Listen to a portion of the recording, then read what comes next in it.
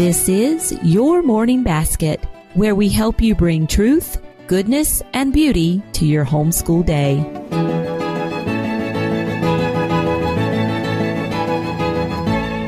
Hi, everyone. It's Pam Barnhill, and welcome to episode 3 of the Your Morning Basket podcast. Today, we're talking about another one of those 3 R's of morning time. We're talking about reading. And this can be kind of a tricky subject because most homeschoolers read to their children in some way. So this begs the question, how is reading aloud during morning time different from the reading aloud that you might do at other times of day with your family? To help me answer that question today, I have my good friend, Brandy Vencel. Brandy is someone who definitely spends a lot of time reading to her children. She follows the Ambleside online curriculum. She is a big proponent of the Charlotte Mason method of education, and she is here today to help us talk about how reading aloud in morning time looks a little bit different from the other reading that you might be doing, or how it could look a little bit different. A couple of the things that we do in today's podcast that you can look forward to. We really kind of talk about what Brandy's morning time looks like, and then we talk about the reading in her morning time. What kinds of things does she read? For a family that spends a lot of their day reading, how is the reading during morning time different, and how does she make those choices? We also do a little comparison between the reading Brandy does in her morning time and the reading I do in my morning time, because we're not a family that does the Charlotte Mason method where we're reading all day. Morning time is actually quite a bit of our daily reading. And finally, we unpack a few truths, some good nuggets for you at the end. What I love about Brandy is typically about halfway through a conversation that we have together, she comes up with some great, really insightful nugget. And today was no exception. So we're going to talk a little bit about how reading can fire the imagination and what that can do for a child. So it's a great conversation. I'm so glad you're here. And when we're done, we've got an awesome basket bonus for you at the end. So be sure to stick around for that. Brandy Vencel blogs at Afterthoughts, and she's also the author of Start Here, A Journey Through Charlotte Mason's 20 Principles. She is a member of the Ambleside Online Auxiliary, and she has homeschooled her 4 children using the Charlotte Mason method for about the past 12 years now. Welcome, Brandy. Hi. Hi. How are you? I'm good. How are you? Doing great. Well, I'm so happy that you have come on to join me today to talk to me a little bit about reading and morning time. But I do want to go ahead and kind of set the record straight from the very beginning here. You do not do morning time in your house, do you? No, we do circle time. Okay. That's the right name. Just kidding. Go ahead, tell me again. That's the right name. That's the right name. Okay, so I just want to set the record straight before we even start. That during the podcast, you and I may use the word morning time, or we may use the term circle time, but we're talking about exactly the same practice. Yes. Okay. Because I just don't want to have to do it in the morning if I don't want to. There you go. Okay. Yeah, and I just didn't want to confuse anybody. They're like, okay, she's calling it circle time. All right. Well, go ahead and tell me a little bit about how did you get started doing your circle time, and how has it evolved over the years? It was really a convergence of 2 things. So the first year that I was homeschooling first grade, which is sort of our first, I do kindergarten, but first grade was a big deal. That's when the Ambleside online curriculum starts and all of that. And so the first year that my oldest was doing first grade, I had a baby. And so that year is all a blur. And so the second year, I just kind of felt like, I don't know, really frazzled and going in many different directions. So when I had that baby, then I had 3 children under the age of 4, and then I had this first grader. And I was reading Cindy Rollins' blog, and she was talking about morning time. And then she also referred to circle time. She called it morning time, but circle time, and she referred to the Preschoolers and Peace blog. And so I read the Preschoolers and Peace blog, and one of their emphases for circle time was this idea of making your preschoolers feel included in the day, like having a spot for them.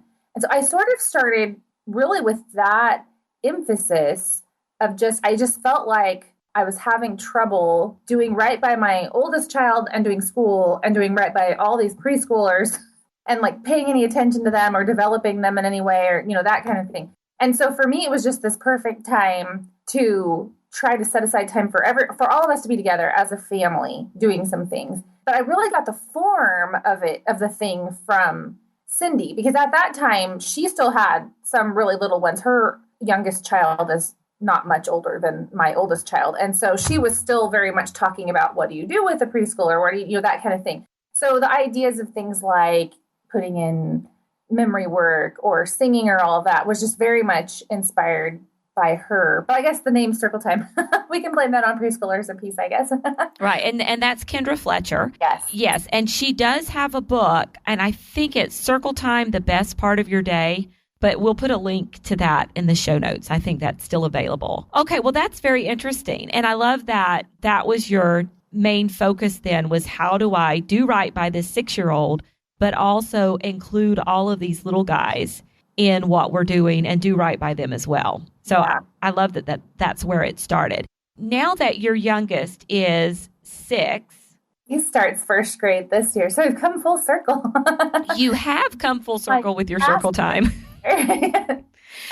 So how has your Circle Time evolved now? How does it look different now that you have a 12, 13-year-old down to a 6-year-old?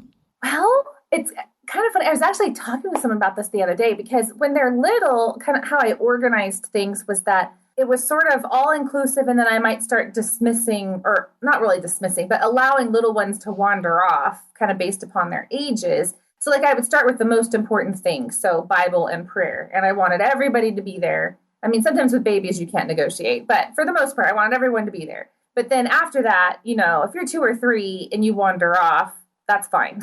As long as you're not destroying anything elsewhere. Right. As long as you're not hurting yourself or others, we're good. And so then I might do, songs and memory work, and my preschoolers, so 4 and 5-year-olds might still like to hang out and do some of the singing and some of the reciting and that kind of thing. But then they might wander off when we're doing readings. And so I was sort of, dismissing or allowing people to leave as it got on and we lost their attention or that kind of thing. But now it's almost reversed, because now it's my oldest who leaves, because we have this day set up where it's everything that we do together. But then there are some things I'm combining the younger children for that he's already done. He's 3 years away from the next child. And so he's been through all of the curriculum that she's doing and that kind of thing. And so it's just kind of funny how that works out, that now it's the oldest that's leaving instead of the youngest one that's wandering off. So he kind of will leave sometimes near the end when we're doing something that he really doesn't need to be present for, and he'll go start his day. He might start on Latin. So the only other thing I would say that has changed would be then the content, because we've all matured a lot. I don't need to do picture books as much, that kind of thing, versus when they were really little. Some of the readings were just for preschoolers and that kind of thing. So we've had that change also, I guess, is the other big thing I can think of over the years. So Circle Time in your house has been a tool that you've used that's definitely evolved and changed as your children have evolved and changed and grown. Absolutely. I guess they're growing, not really evolving and changing. That would be the proper term. One of the things I wanted to talk to you about, I know you do a lot of reading throughout your school day, because you do follow the Ambleside online curriculum with 4 children. Help me kind of paint a picture here. I know that your oldest is doing his own Ambleside year. And then your youngest guy, did you do year 0 with him? Sort of, but I wouldn't say as officially maybe as some people do it, just because I keep things really informal in those ages. So, we read a lot of those books, but it wasn't a real super organized thing where I had, Okay. boxes to check or anything like that. And then your 2 middle girls, do they do a year together? Is that what they're doing, or do they do their own separate years? They have some things that are separate and some things that are combined is what I do with them. So they're in the same year of math. So that's probably one thing you've heard me say that I combine with them. But this coming year, they're going to be combined for, I think, geography and I think a little bit of their science also. So every year I kind of re-examine what I can combine people in. And usually, if nothing else, it's the 2 of them that are combined on some things. Right. So you have a lot of moving parts just in the non-Circle Time part of your school day. Yeah. And a lot of reading that's going on, either children who are reading things to themselves individually, and you're still reading quite a bit to some of your other children. So what I want to talk to you about is, what does the reading look like that you're specifically doing in your circle time? And how is that different than the reading that they're doing for their ambleside years at separate parts of the day? Well, I would say there is some crossover. So I do sometimes use circle time as an opportunity to combine something. So with ambleside, the main thing I like to keep separate is the history component because it's chronological. And I like the idea of them starting in year one and going all the way through a whole cycle of history chronologically. So that's really my main motivation in keeping it separate for the most part. But things like geography or some of the natural history, which would be science readings, that kind of thing, I think a lot of them do fine crossing over years. So they might be like a specific book that's chosen for science or something for ambleside might really be appropriate for anyone between, second grade and fifth grade or something like that. And so what I'll do is I will pull some books from one person's year that I know all three of my younger children at least have not done. And I'll put it into circle time, and that'll be something my oldest child can then skip out on. So I'll put that as like the last thing on that particular day. So another big one that I do is that Pilgrim's Progress is assigned by Ambleside in the original language for second and third grade, I believe. Mm-hmm. And instead of making that part of any particular child's year, I have just kind of taken that piece out, and we just read a little bit of it every week in circle time. And I've been doing that for, I guess, 7 years now. We took a little bit of a break for a short period of time to do a little bit of something else, but we're going back to it this year. And so I don't worry about staying on the Ambleside schedule with that. I just, when we get to the end of Pilgrim's Progress, which we have done before, then we just start back at the beginning because there's always someone who doesn't really remember the beginning of it anyway. So this is like the book that never ends. It really is. It's a fantastic book. It really is. And so, so I have these books that I've sort of taken out of the curriculum, and then it makes all of the children's days lighter because, for instance, if I'm taking a science book out and putting it into circle time, I'm not going to double up on science. That just counts as science for everyone. And if they miss the book for their year, they'll get it again later. I'm not that worried about it. I don't know if that makes sense. No, that makes perfect sense. Okay. Yes. I do use circle time as a way to combine some subject areas of the Ambleside assignments. Because Ambleside uses a lot of pages. It has a very high page count. So practically getting all that done for 4 children can be a challenge. So that's sort of one way of dealing with it. Versus, also, I like to have group conversations about some of the books. So it also allows for that, instead of all the books being read by themselves.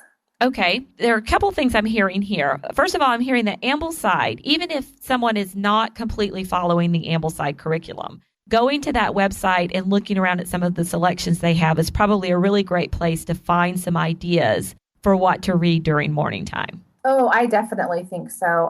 I can't believe how great some of the books are, because so many of them, when we started, I had never even heard of the authors or the books or anything. And it's been wonderful because most of them are really ideal for reading aloud, which is, circle time, morning time. That's usually a read aloud time for people. And so I think a lot of those books fit really well just for the goal of reading aloud.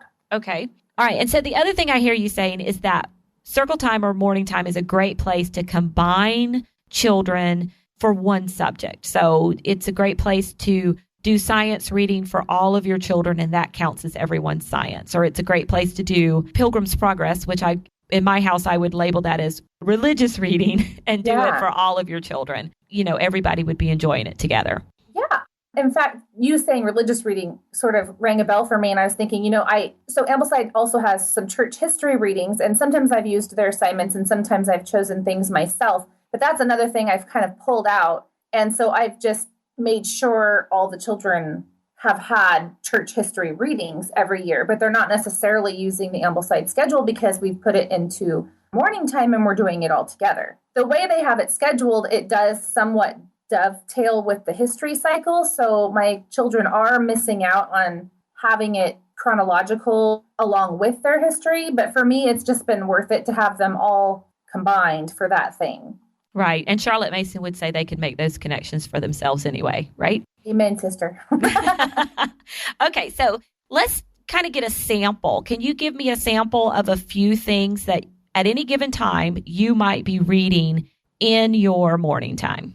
Sure. So I actually printed out some of my old schedules so that I could remember what I've done over the years. Often I have church history. Often I have Pilgrim's Progress. I've done lots of science and geography also over the years. Can you give me samples of a couple of science or geography books you might have used?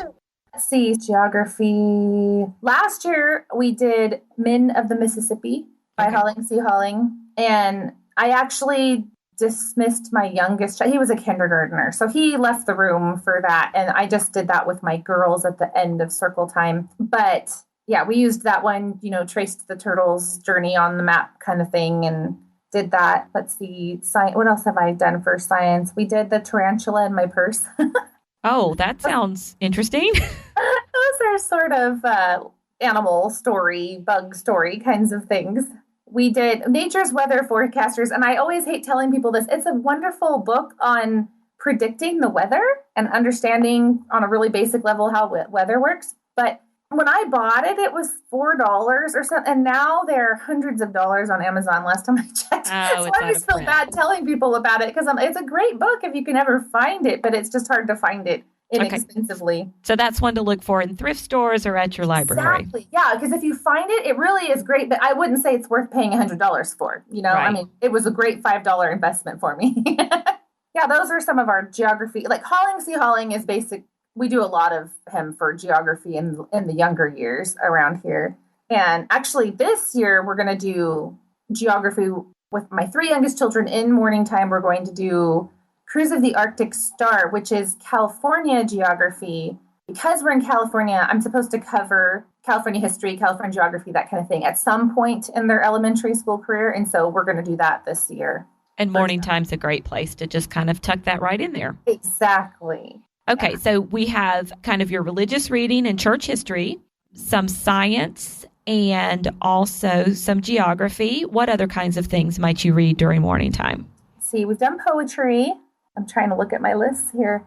Oh, I see this. So one year, I guess I actually just put in a literature selection for fun. So we did Swallows and Amazons one year, and they did love that also. And it's easy for me to get really caught up in trying to make circle time count academically, where there's these exact subjects that I'm covering and these boxes I can feel like I checked and they made my students' rest of their day lighter and all of that kind of stuff. But the year that I added in Swallows and Amazons, what I learned was that just taking time for that joy of, enjoying a story together and getting really into it, it was so valuable. And it really, I think, changed the mood about our school day. And not that it was horrible before, but I mean, they were just super excited on the day that we were reading Swallows and Amazons. And so I think I learned that it is worth it, or especially if you are having a hard time in morning time, to add in a book that is, you can still discuss it and everything. But just to add in something that's kind of for sheer joy, I think that has a lot of value too.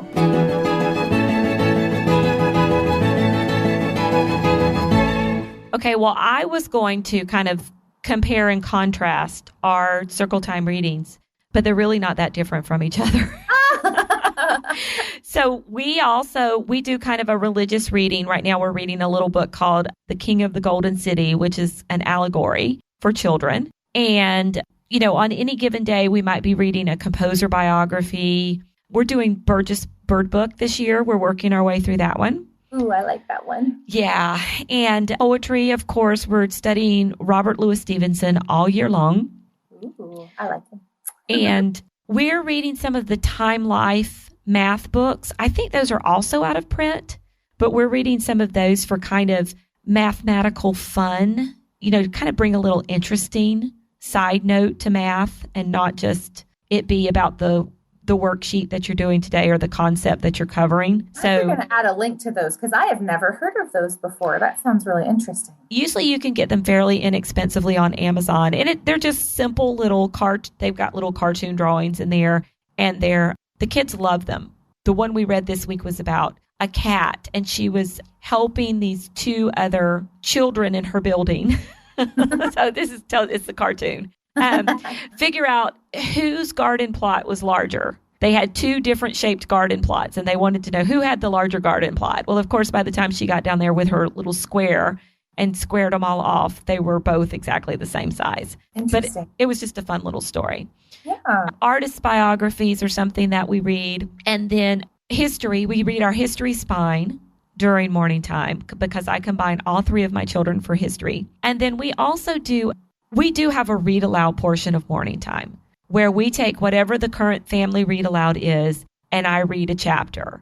And I know some families like to do that at bedtime. Some families do it at different times of the day, but I like to do it during morning time because that way if the rest of the day gets crazy or the schedule in the evening has a lot of things crammed into it, like, church and choir, and my daughter goes to dance in the evening times, things like that, then we know we've gotten in our read aloud chapter for the day. That's a really good idea. Yeah. You do that every day? Every day except for Thursday. And we do morning time 4 days a week. We do too. Yeah. So we do it the 3 days. And then if we do get to it in the evening, that's great. We just get an extra dose for the day. Yeah. But that way, it'll get done and not get forgotten. So what about you guys? Do you tend to do read alouds at a different time of day? Yeah, it's become our tradition actually to do it at lunch. Oh, okay. And so sometimes I'll even kind of snack while I'm making lunch so that I can just read while everybody's eating. But yeah, I read aloud every day at lunch. And then if we have time in the evenings or something, we will add another chapter or half a chapter or something. But it's sort of the same kind of thing. Like usually we are eating lunch and so we can do that. But the rest of the day is a little bit more of a toss-up depending on our schedule. And so, yes, it's totally the same philosophy of just, this is a set time that we can do it. And I actually started doing that because my youngest had behavior issues lunch, and I figured out that he would behave if there was a story being told. Oh, excellent. And so then it became this habit, because, with kids, if you do things one time, then you're a horrible person if you break the tradition, right? Right. So, and so once I did that once or twice, I was pretty much stuck reading aloud at lunch for the rest of my entire life, I think. So the year that you did Swallows and Amazons in morning time, did you still do your read aloud at lunch?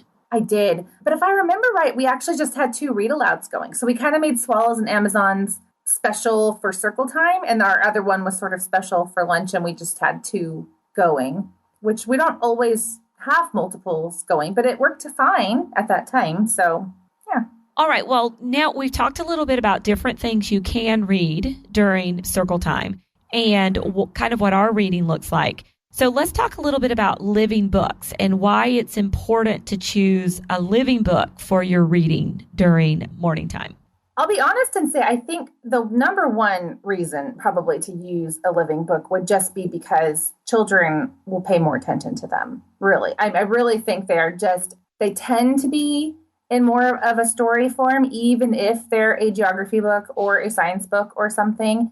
And I think, Charlotte Mason said that our minds are sort of, especially when we're little, they're sort of made for story, I guess. And so I just think, we're in the middle of this education project that we're trying to do, and attention is so important. And then trying to hold a child's attention with something that's not very interesting is pretty much impossible.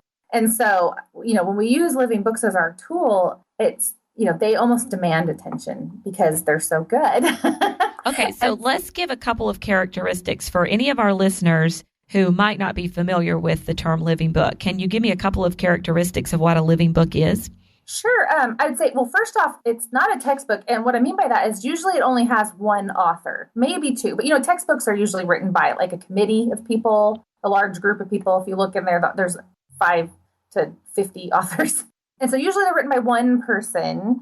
And they're usually written by someone who, has a real passion or expertise in their field when we're talking about, science or geography. And they're usually in more of a literary form. So they're written more like a story.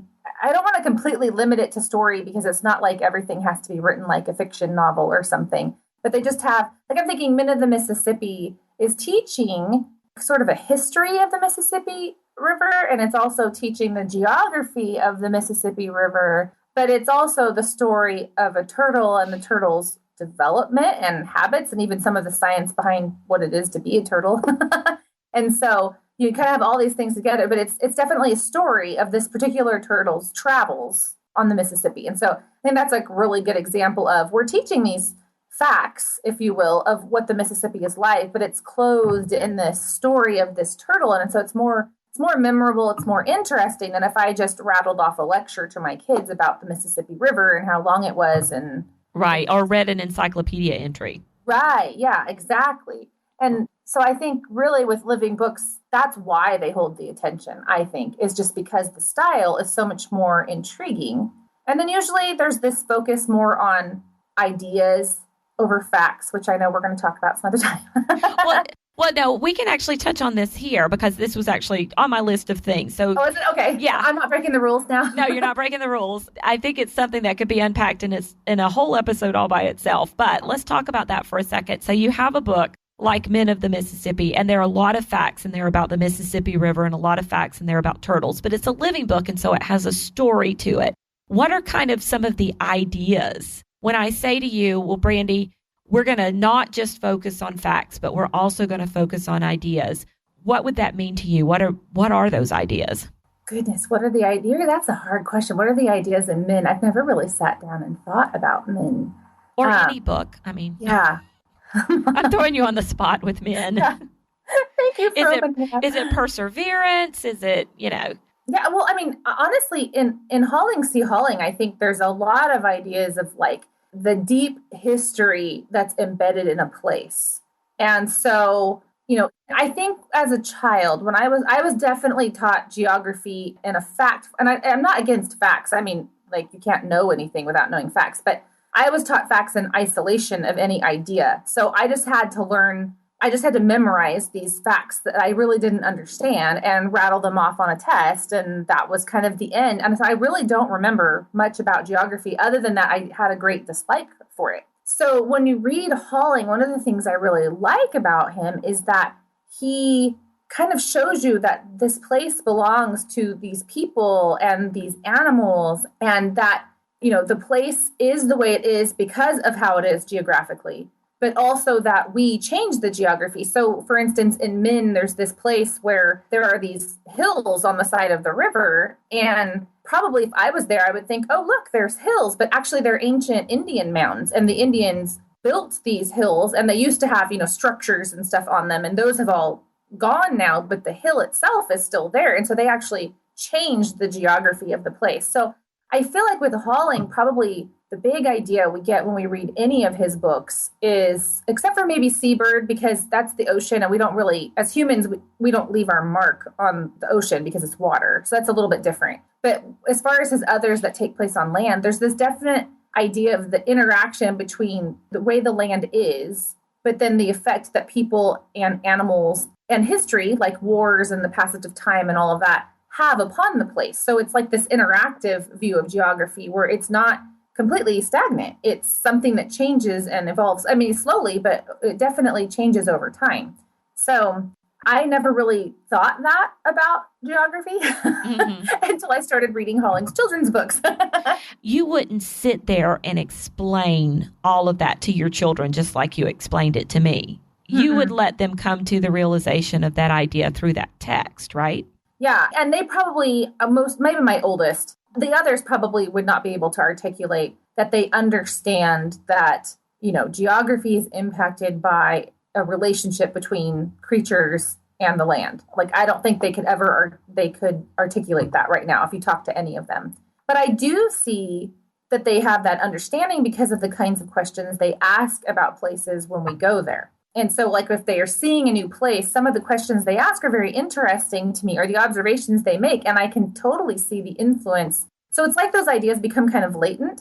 So they're not super conscious of them, but I do see that they've taken them in over time, especially my daughter that's going into 5th grade, because she's read 3 or 4 of these kinds of geography books, 3 by Hauling, and then there's another one we've read that's very similar. And so her I can just see that she observes things and she wonders, is it naturally like that? Or is there a reason why it's like that? Did some creature make that? Or did man make something?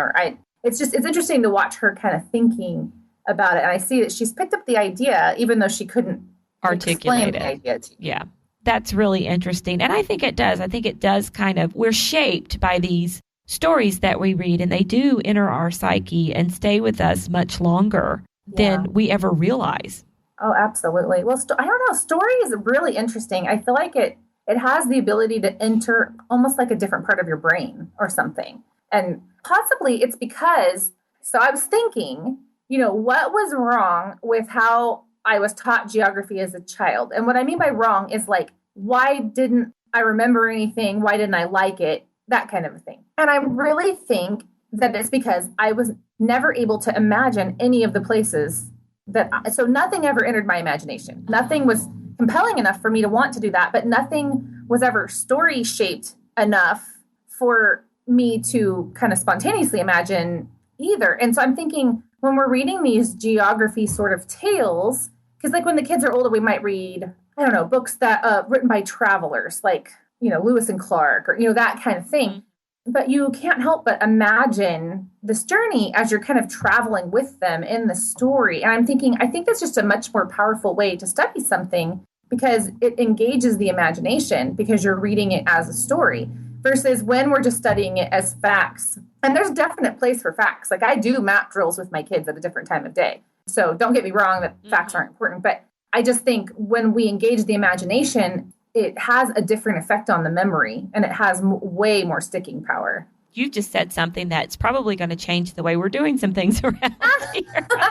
Because I think you're exactly right. I think that there's definitely, it puts everything it gives everything a whole nother layer when you combine kind of probably those math drills that you're doing. And you said that you guys actually took men and mapped it out on the map and followed his trail down the Mississippi. So you were probably talking about a lot of facts and locations and water formations and things of that nature. And then you paired it with the story. And so that probably went a long way towards putting it in probably even separate areas of the brain. I don't know if there's any brain research on that, but that makes sense to me. That would be actually interesting to try to look up the research and see. Yeah, it really would.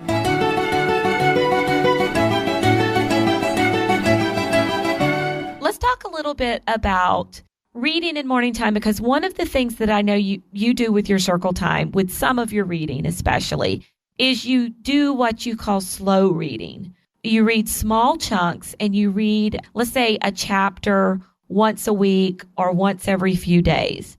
So tell me a little bit about that practice. Why would I want to read very small chunks to my children and spread a book out over a very long period of time? That's a good question. And I'm thinking, I'll give an example. What we're doing right now, we started probably in May.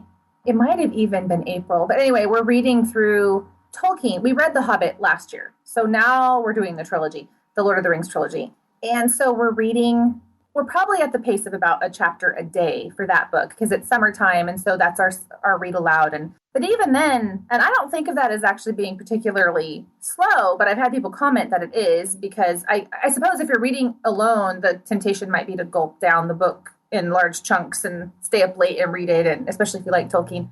But I feel like we're actually, journeying through Middle Earth because this is, now it's July and we've been reading less than a book a month, I guess. And it's just it's a different kind of relationship. And I would never tell one of my children in their own reading that they needed to slow down on their free reading in their spare time or anything. But I feel like this lingering, there's just more that we can absorb. And it's probably only valuable with really good books that have a lot of depth to them, is my guess. But that we just have more time to kind of assimilate the ideas and things that we're learning before we move on to the next part.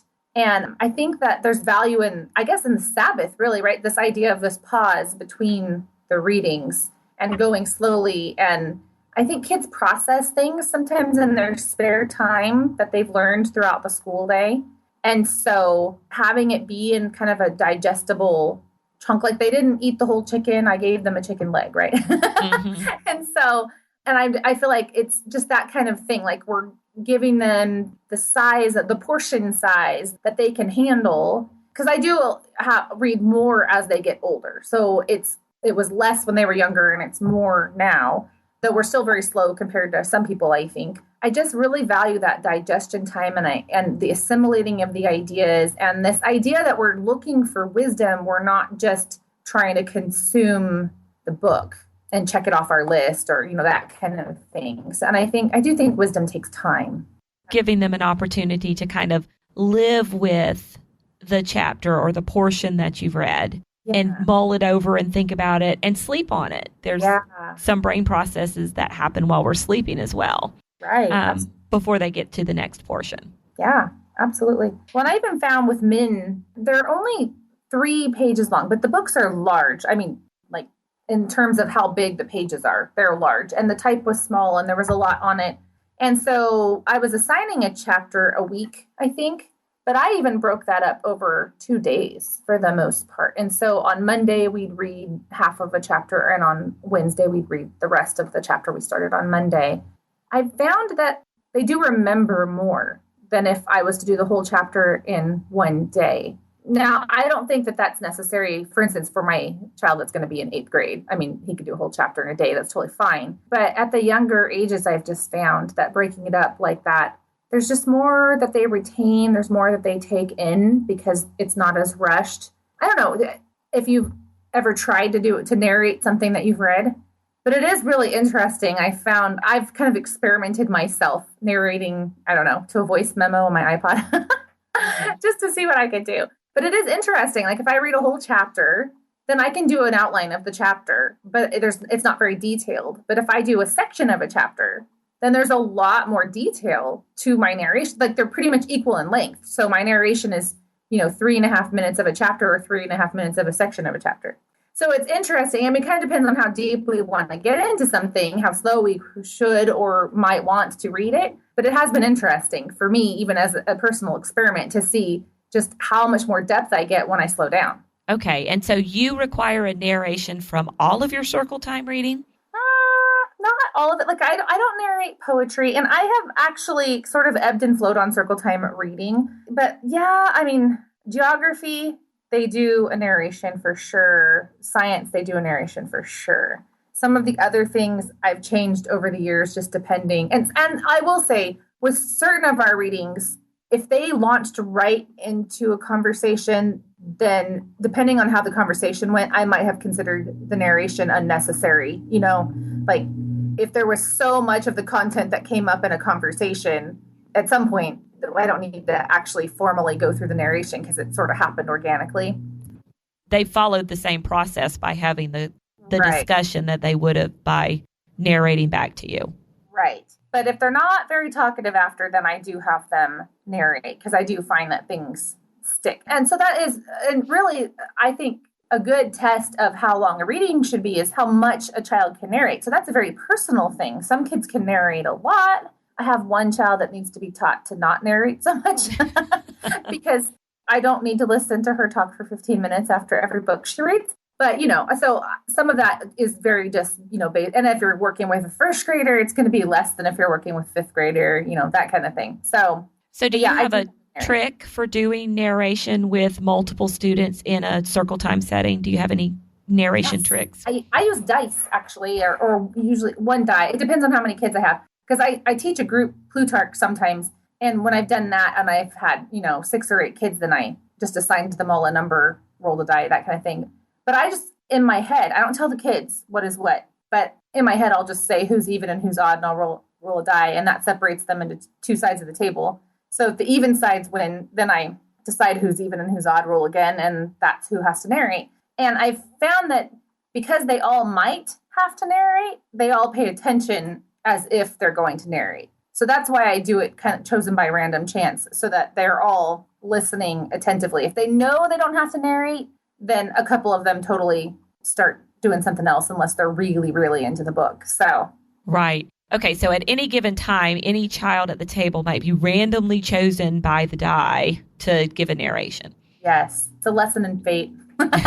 And so then at the end of that narration, do you ask other children if they have anything to add or anything like that? Or is that kind of it? Everybody else we're off the hook and you move on to the next thing?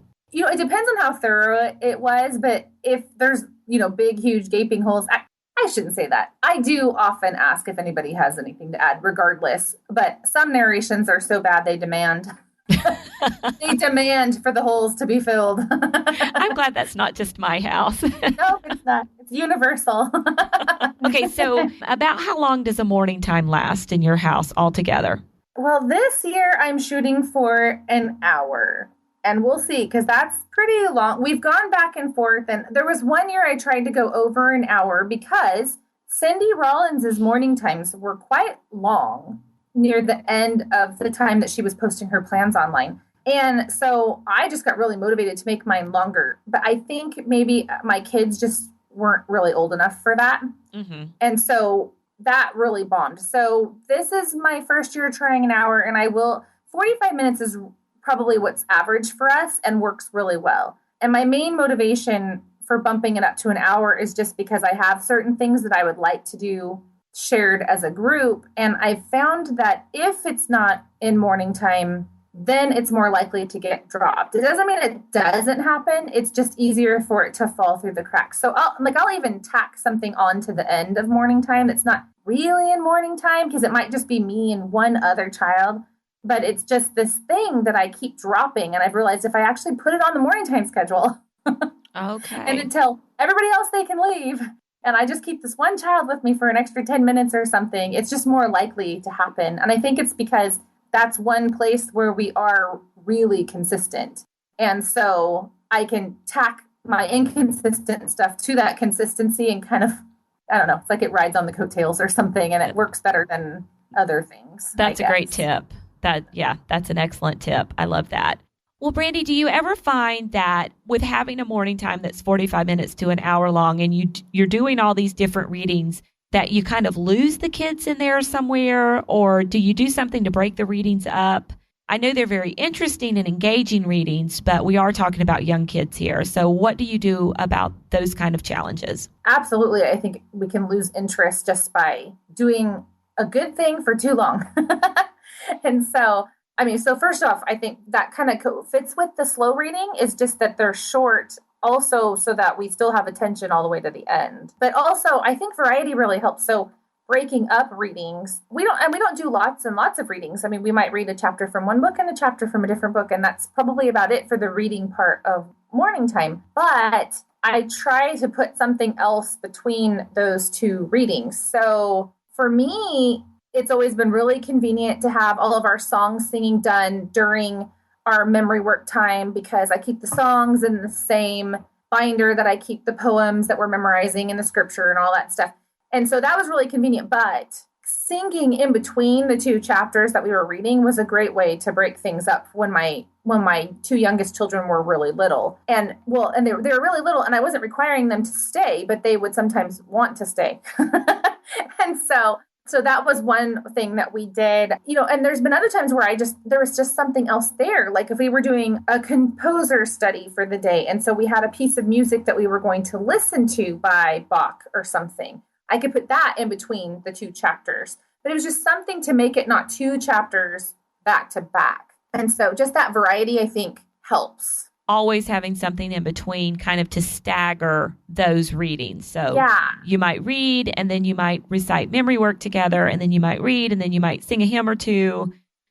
Right. And then, some days I think we even have a third reading, just depending on what's going on. But I'm with you, as long as I put something else in between there where they're actually maybe getting to talk or move their mouth in some way, sing, talk, something like that, they're able to handle the be quiet and be attentive and read at the same time.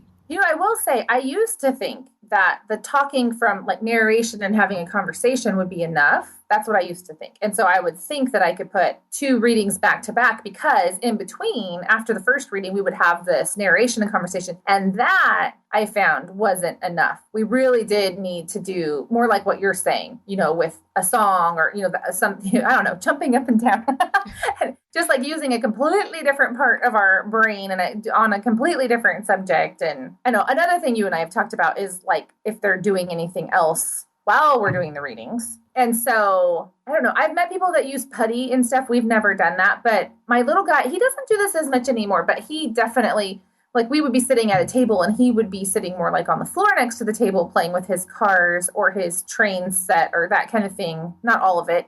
He tried to bring all of it one time and that was a bit too much. But yeah, he doesn't do that. I hadn't realized he outgrew that until I was thinking about it just now. But, as long as he was not making really loud car noises or something, he was able to kind of keep his hands occupied. And he was totally present. I mean, he knew all the songs and the poems and everything, but it just kind of, I don't know. It's like they just sometimes need something else to do with their bodies while they're thinking or something. Right. Something to do with their hands. We have that a lot here as well. Well, Brandy, thank you so much for joining me today and talking to me about your morning time and reading during morning time. I just really appreciate all of your insights. This has been wonderful. Well, thanks for having me. It was fun. I always love talking to you. You know that. Yes, thanks. And for our basket bonus this week, I'm so excited because Brandy has compiled some of her favorite morning time reads for us. And these are readings that you can do in morning time in various subject areas. She's made a list of her very favorite books for families to use, and we've made a printable for you. So you can print this out and use it as a library list, or you can use it as a list to take to the bookstore to make your shopping or your book finding a little bit easier. So head on over to edsnapshots.com/YMB3 to download your book list of Brandy's favorites for your basket bonus. And there you have it, episode 3 of Your Morning Basket. And I just want to thank you so much for listening in, joining me today.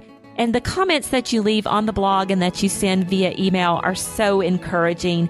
And I also want to thank you for leaving those ratings and reviews in iTunes. Those ratings and reviews really help us out to get the podcast out to more people.